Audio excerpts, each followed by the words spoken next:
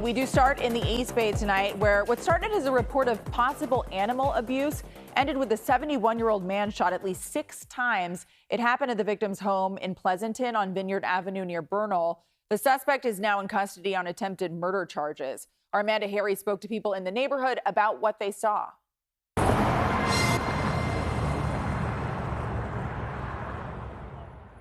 A scary weekend for many people who live on this street in Pleasanton. Their neighbor was shot at least 6 times. Elsa Pratt says even though police say there's no threat, she still feels uneasy. The street is pretty busy with a lot of people walking and on bikes and just like a lot of kids walking around too. So it's scary, like bullets flying around, someone can get hit. Pratt was home when she heard the gunshots Saturday afternoon.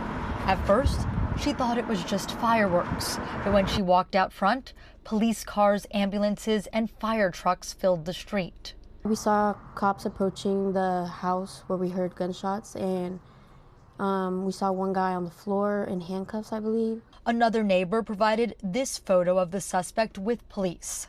Lieutenant Brandon Stocking says the incident stemmed from a report of possible animal abuse. According to a witness statement, the suspect, Joshua Kaplan, went to the victim's home to confront him about the alleged abuse.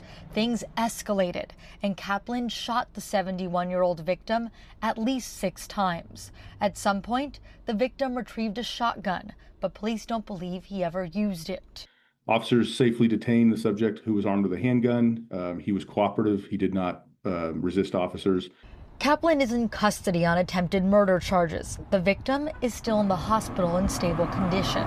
Stocking says they removed the dog from the home.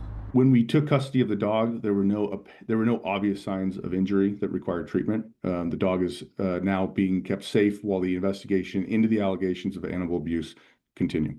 Sean O'Brien lives just a few houses down from the victim.